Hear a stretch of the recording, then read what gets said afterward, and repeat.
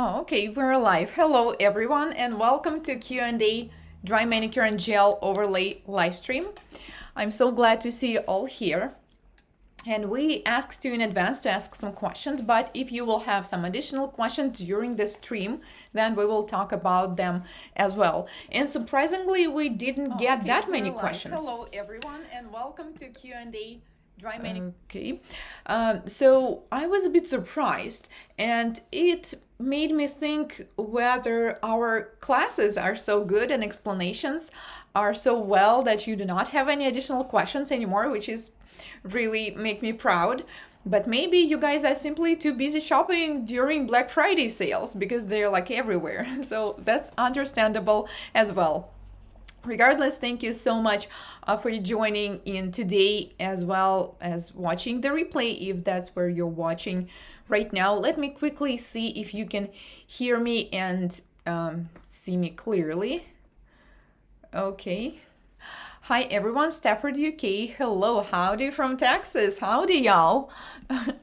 Okay. So I will run through the questions that we had in advance first, and then we will talk about the additional questions that you guys may have. Okay, so I just put them into this presentation, so I think it's just easier to when you can actually see the question. Is it mandatory to have base coat and top coat from the same brand?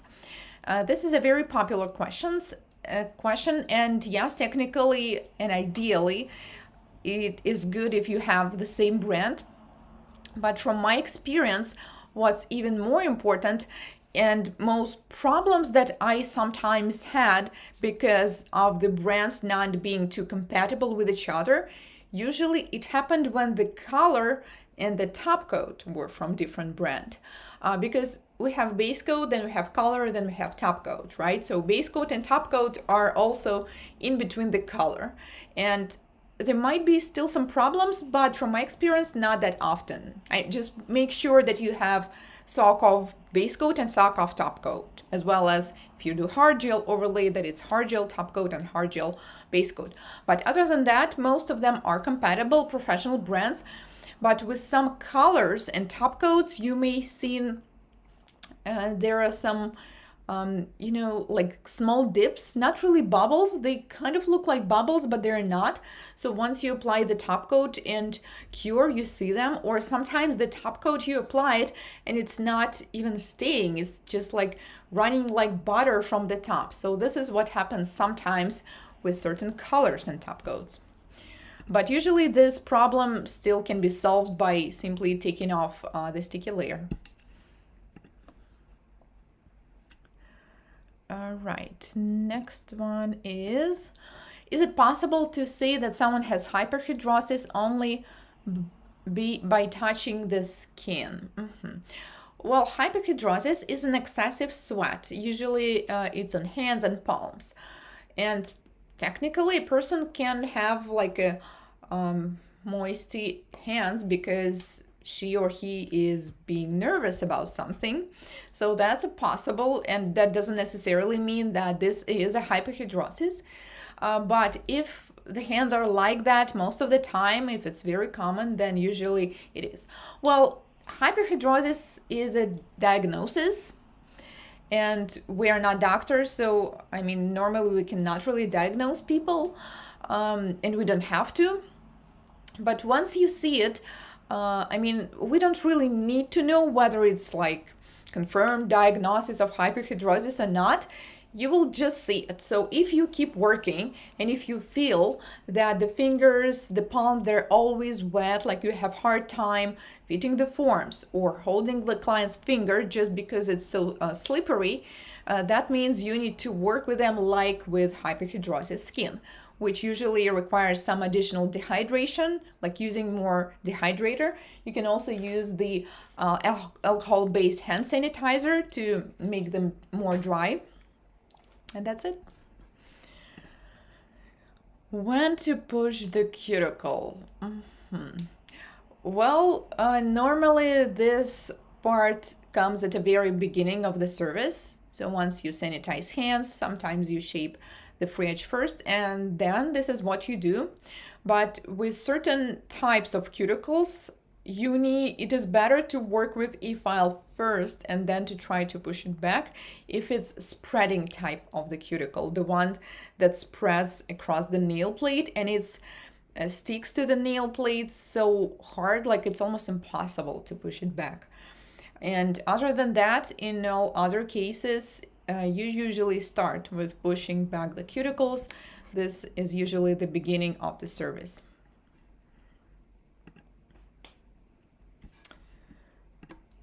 How long do you use one bit? It depends. This question is very similar to the question, how long do I use one hand file?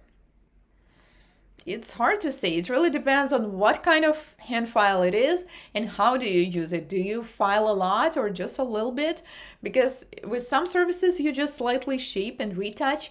With some services, you have to file off like a lot. So it's really hard to say. So that's like average numbers, which may vary. For diamond bits, usually it's 8 to 12 services. These bits usually die faster because of these diamond particles, and they also get clogged faster. And it's very important to change them when it's time, because at some point this grit will not be enough to clean anything. And what it will do, it will simply kind of roll on the skin, causing frictions, causing heat spikes, and will not really bring any results.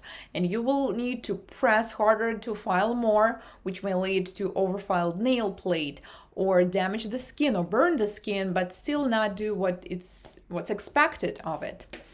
For carbide bits, it's more. It's about 20 to 30 services. Actually, with carbide bits and ceramic bits, it's really hard to tell, once again, because there are some bits that are used like only for shaping. They usually like have more lifetime. And also it depends on the quality, because I had some expensive Swiss, I believe they were Swiss made and also made in Germany, carbide beads, and they lasted so long compared to and different ones. But in average, it's 20 to 30 services. Ceramic beads last longer as well, 40 to 50 services, and sand bands are for one service only. So once again, this is approximate. This doesn't mean that it will work for every single bead and every single nail technician. But it's important to understand that you need to replace them in time. With carbide beads, it's the same.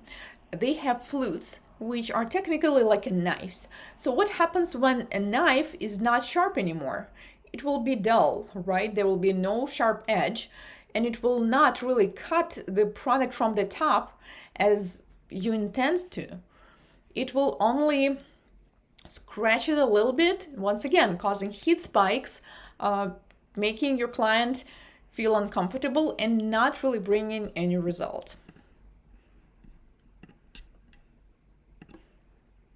Why you should not use beads from e-file kits? Oh, okay. So I hate these kits. I have to be honest with you. Usually sometimes they come together with the e-files. And actually most of the e-files are good, but they still have this kit inside them. Sometimes it's like thin green. Sometimes it's smaller. They're usually 5 to 6 beads with a red pad, like red background. And I don't know why, but the quality is like not good. You can easily tell it just by looking at them. So I have this diamond beads that I use.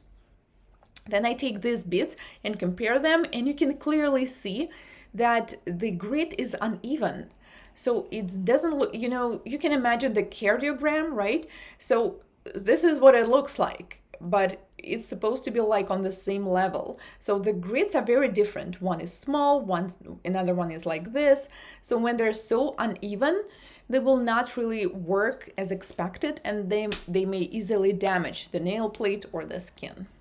However, you can still use them for some things like when you're filing the product. Let's say sometimes you need to fix something on the top or on the design, then feel free to do it. But I strongly do not recommend to use them on the skin or natural nail plate.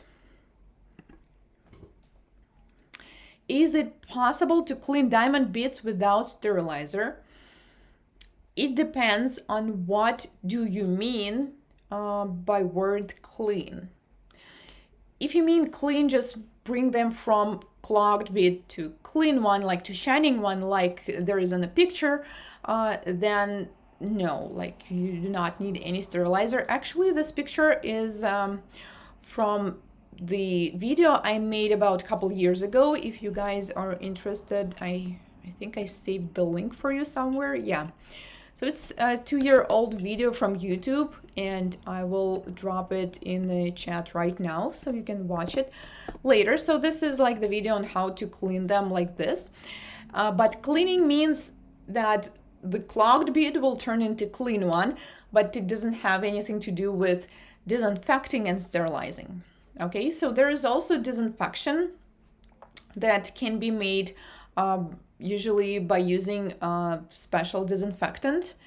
And then we also have sterilizer, which is whether it's dry heat sterilizer, autoclave, or there's also infrared sterilizer. And this is like the last step of disinfecting and sterilizing process. So normally you do not really need to do any cleaning like separate from all the disinfection and sterilizing process, because they will be cleaned during. Usually when you use the disinfectant, it will clean them already. If you use just a regular disinfectant in a dish, then you can do it manually. There's the special metallic brush to do that. Or if you use an ultrasound sterilizer, actually it's called sterilizer, but it's actually not. It doesn't really sterilize anything, but it will disinfect them and clean at the same time.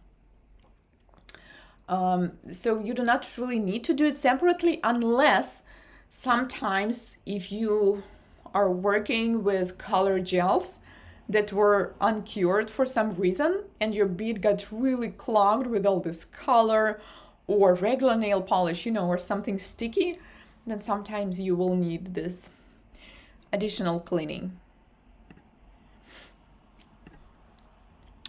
Can we charge more for dry manicure? Well, it depends on the price policies on where you work in your salon, or if you work privately, also in your price policies. Because I always liked the system when you just have a price that includes everything. Because I don't really think I had clients who were like, okay, can I have like cuticle care and nothing else? Like no nail polish, no extensions. No, I just never had a clients like this. So it just didn't make sense for me. That's why my price, it always included dry manicure, or just any kind of manicure, fill or extensions. So it was like always included in the price. But if you mean like, should you charge more compared to what you charged before you start doing dry manicure? Well, why not? I just recommend to include it in the price. But it depends. I know that in some salons, every single thing is separate. Like if you would like to do fill, or if you'd like to have additional manicure, or I don't know, product removal, like everything is charged separately, then yes, probably you need to make it like as a separate additional service. Actually, I think I've seen one nail salon. It was in Russia, and I was like almost laughing. Can you imagine? They were charging like extra for, they literally had this line in the price list: pushing back the cuticles, apply cuticle oil. Well, okay, massage I can understand.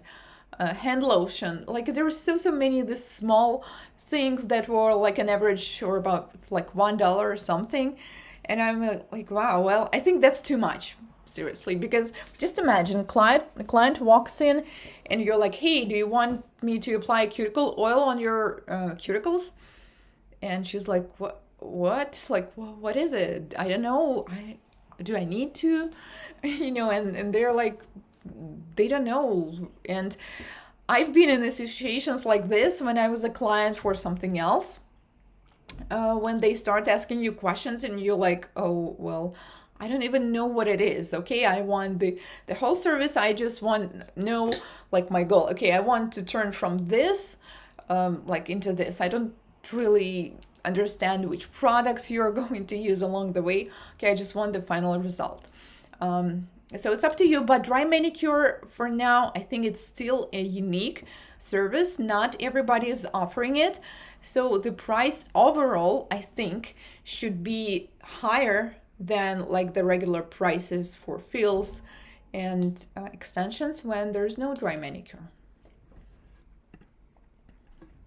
By the way, if you guys have any ideas regarding this issue, prices, or how do you charge already, please also share in the comments. That will be good to know how everyone is working with this issue. Is it okay if aponychium bleeds? No, well, it's not okay or good if anything bleeds during this service as we do it. But unfortunately, it happens. Sometimes I have it with some of my clients. They may already have like a cut or something, like the skin was already wounded or cut. So as I continue working with it, it may just start bleeding again. There's actually a separate lesson in electric file manicure class where I show and explain like what to do with this. So you need to use any special disinfectant, and there are also good hemostatic agents like special sometimes it's powder, sometimes it's liquid, that will stop the bleeding immediately, which is very important because with some people, even through a small cut, it just keeps bleeding and bleeding, and it's like impossible to continue the work. So once you use this hemostatic agent, it will stop this process, and we just will be sure that nothing will get inside of this cut. But ideally, we should not let this happen. We should be extra careful if you're not sure. You know, sometimes you just see this spot that is turning red and you realize that a little bit more, a little bit closer, I work with this bead or file and it will start bleeding. Just stop. It's always better to like not finish something if you're not sure than overdo it and cause some bleeding. What to use to remove excess product from the skin? Orange wood stick is one of the best universal tools for nail technicians ever. There are so many things you can do with this, like pushing back the cuticles, cleaning excess product from the skin, cleaning the color, helping you with nail art, and so much more. However, you can also use your own hands, but if you are wearing gloves at this time, because no bare hands cleaning, please. And also there are actually special tools that were used for nail polishes, but I think like orange wood stick is the best product. If too much product is on the skin, let's say you're applying gel, you did notice it and it's flooding the cuticle like a lot, then simple orange wood stick will not be enough here. I recommend you to take a lint-free wipe with a cleanse or a sanitizer or alcohol, and like clean it like this, like as soon as fast as possible, so it will not be in direct contact with the skin.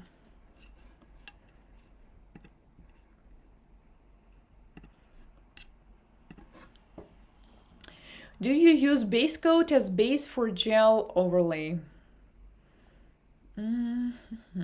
Well, yeah, I use base coat as a base for anything that starts with the word gel, whether it's gel overlay, gel polish overlay, what else? Hard gel extensions, poly gel overlay, poly gel extensions.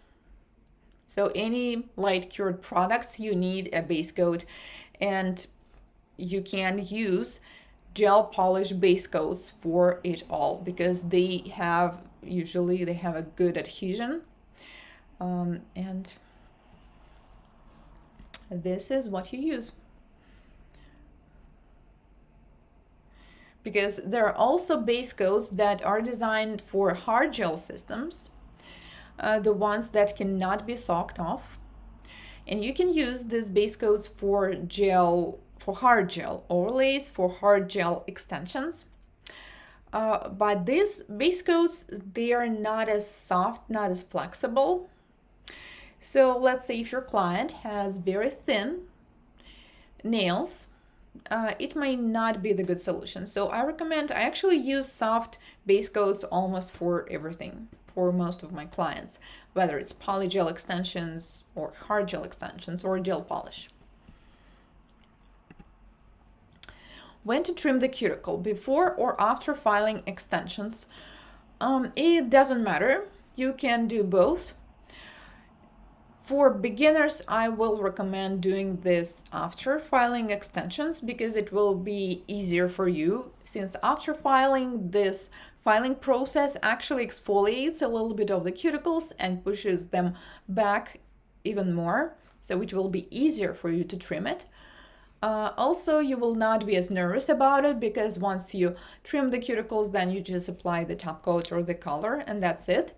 And also, if you're working with clients who have very sensitive and thin skin and it may look like, oh my God, like I'm afraid I'm going to hurt her or something, then I recommend doing this after filing extensions. However, if you are confident about your work, if you have experience, then you can do it either way, before or after. Currently, most of the time I do it before, probably because I just like the look of a clean finished nail when I do the tutorial, because then there goes the nail art tutorial. But in real life, sometimes it's both. It just depends on the client. If I see the very thin skin, then sometimes I do it after filing as well. All right, well, this was the last questions that we have in advance. Actually, there was another one that came at a very last minute, and I will look through it as well. Oh, and we have a question from Elinda. Why is the thicker base coat called a rubber base coat? Is there something different in chemicals that give more adhesions or flexibility? Elinda, thank you, and that's a great question. Actually, I was researching this topic not that long ago when I was working on the update for gel manicure class, I believe, and since I'm not a chemist, I just had to research and ask questions. So I asked this from a few people, and everyone replied like, no. Chemical wise, it has nothing to do with the rubber, like nothing at all. And all the chemists are actually laughing like, why do they call it rubber? Because there's nothing rubber about it. So I guess this name just came from this simple association, like when you see something that's a bit flexible but not too much.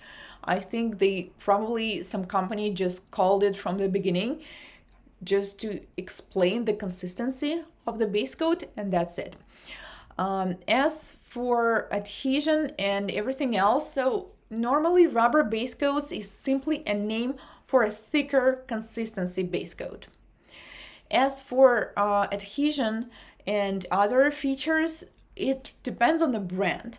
Like I noticed that with some brands, rubber base coats are a bit better in terms of adhesion, but not with all of them.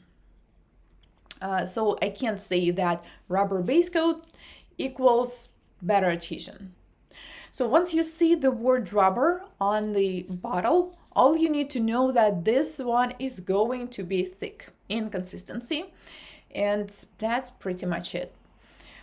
Because everything else depends on the product.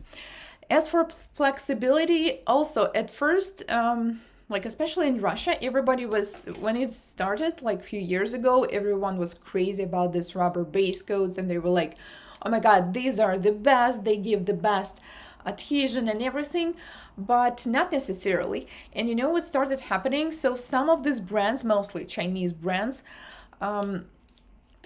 So what happened when you do this, build the structure of this rubber base on the nail, which is kind of easy because it's thick, over time, this product starts shrinking.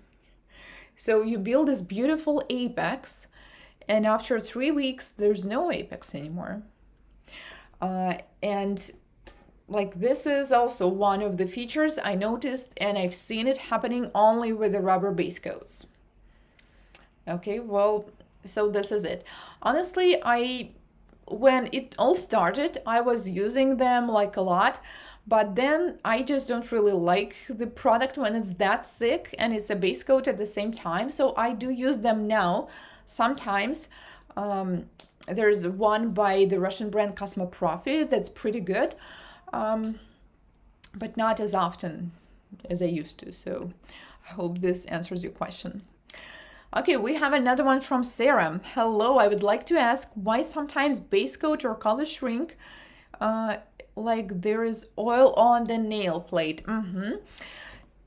Yeah, I talked a little bit about this at the beginning of the first question. So sometimes some base coats and colors are not compatible to work together very well. And the best advice here, there are actually two options what you can do. First one, you need to take the gel brush, and it should be dry. It should not have any product on it.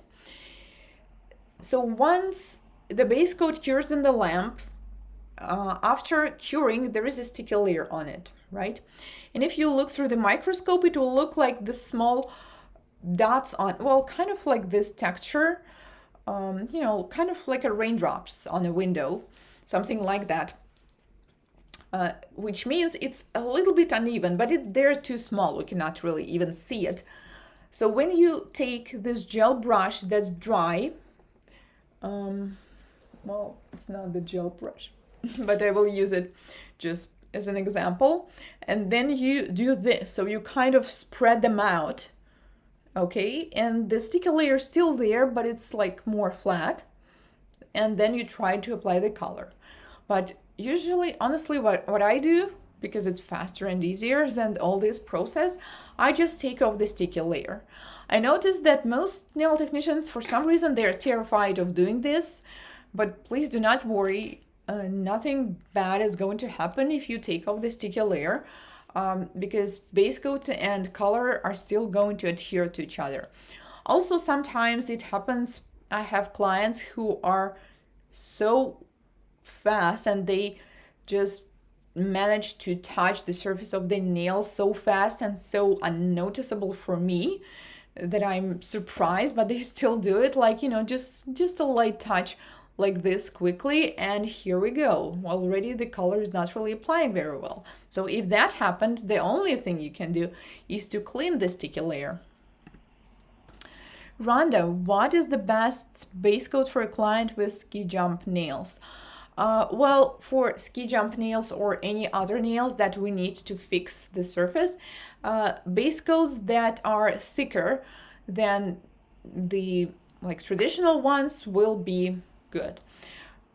I personally like the recent collection of Madame Glam. They have Builder in the Bottle, which I think works very well for this kind of nails. Also, what else? There's a good Builder in the Bottle from Wildflowers. I just really have to filter all the brands because some of them are only local. I really like the one by Pottle.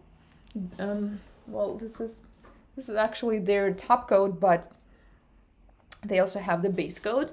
That's very good. So anything that is not too runny, with consistency that's like water, it just not be possible to work with it very well, but every consistency that's medium to thick will work. Well, and of course my base coat that's currently still my favorite, the one by Cuba, but it's medium consistency. It's not thick.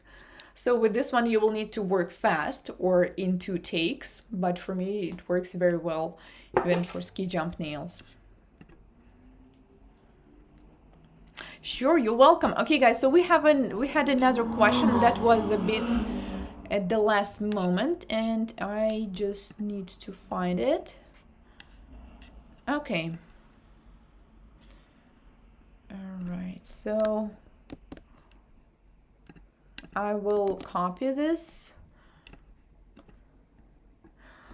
As it's nearly, okay, I will send this to the chat so I can read it somewhere. As it's nearly the festive season, and the trend seems to be acrylic powder sprinkled on uncured gel polish, that this method wear well and last the 3 to 4 weeks. Just a question I've been wanting to ask, and that's a question from Diane. Yeah, actually I tried this trend like last year, so I've seen it after 3 and 4 weeks, and I can share how it looks. So yeah, it does last. And I recommend you to use top coat with no sticky layer. And once you apply this top coat, apply it a little bit thicker than usual. So then you sprinkle the glitter, or, well, I actually sprinkled mostly the glitter, not just acrylic. It works, but it also depends on the color. So what I did, there was the black background, and we sprinkled some hollow glitter, and it stayed. It didn't fall off. It lasted, but after a week or 10 days, it didn't look as shiny or sprinkly anymore. Okay, so like the surface was not, you know, as sugar, like you just did it. It kind of, I don't know, became like more smooth, and, well, honestly, it wasn't looking as great anymore, but it happens to most textured surfaces. This is how it works.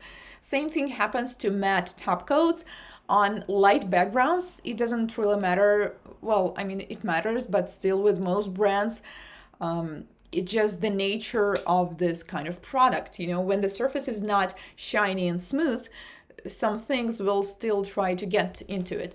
So I believe it's like with a matte top coat. So if the client cleans it with a small brush, like, you know, a soft old toothbrush or something, it may still look better. But yeah, if there's something like on top, it may still not look as pretty over time. And as for acrylic powder, so I was talking about the glitter mostly now. As for acrylic powders, the particles of acrylic powder, if you will use the solid color, not the glitter one, it's actually better because they're very small. So once you apply them on the top coat, it is going almost to fully absorb them. So my experience with acrylic powders on top, they still look pretty well over time. But once again, if this is like white color, some light pastel shades, they may look not as clean over time. But any bright neon dark colors are just totally fine, and it will last. Zaida, hello from Florida. Can gel be used as a way to get more of a C-curve on flat natural nails? Okay, Zaid, so this is a very tricky question because unfortunately we cannot really change much of what Mother Nature gave us. I personally managed to change my C-curve, but it took oh my God, I just counted it. That's a terrible number. Almost 20 years. But I didn't really do it intentionally. I was just doing extensions all the time. I was pinching them all the time. And maybe just I've grown up. But my C-curves used to be more flat. Now they're like a bit rounded. But I really do not recommend try to force that because so this is what happens. We all have some kind of C-curve. Sometimes it's flat, sometimes it's U-shaped, sometimes it's just very, very deep. And it's just, you know, it's like the color of our eyes or, I don't know, our face. It's just something unique that we have from birth. So whenever you try to make it more curved, there will be like some force applied on the nail. And it's not very good, you know, for the nail and everything. And also sometimes it may actually, in my case, at first I was happy about it, like, wow, now deep C-curves are good. But now the problem is that I have this, puffy sidewalls, And now as you have this deep curve, it tends to be, too curve, too much of a curve that goes too deep into the sidewalls, which actually doesn't feel very good. So technically you can, like over years, if a person does extensions all the time, it may change a little, but I will strongly do not really recommend it. The best way to change it visually is whether to do extensions and pinch the nails, or even if you do an overlay, once you add more product to the center and less product to the sides, it will look more curved, like they will be a very similar look to it without doing something to our nails. Thank you. I just ordered Cuba. Rhonda, sure, you're welcome. Yeah, I actually ordered the Cuba too about 3 weeks ago, but I didn't do this directly. I did it on Amazon, and I don't know, probably something was wrong or like a bad batch or something, but it was so uneven, like something was definitely wrong with it, like it has some weird particles in it. So I just sent them the picture, and they just replied, I don't know, within like a couple hours, and said like, oh my god, we will do a refund. So they fixed it quickly. So I think I have their top coat or something else, but just base coat is the product that I use all the time. Sure, you're welcome.